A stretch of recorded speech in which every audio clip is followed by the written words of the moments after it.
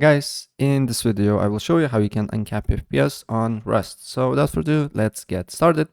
First of all, go to options, go to screen, and then make sure VSync is off, and then set FPS limit to your monitor's refresh rate. For me, it's to 40. I set up to 40, and make sure these two options is turned off as well.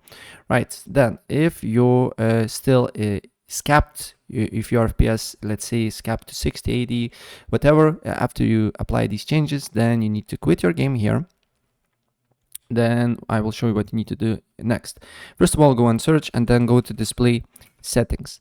On display settings, you need to look for advanced display, select the right monitor that you play, and make sure a maximum amount of hertz is selected here.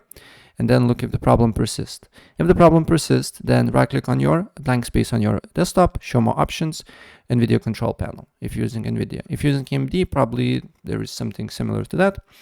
Then what you need to do here, press change resolution, make sure a maximum hertz is selected on your monitor that you play.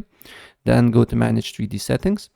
Then make sure, as you can see here, max frame rate is off, or it matches your hertz, but I leave it on off because in game you can set up a refresh rate, FPS.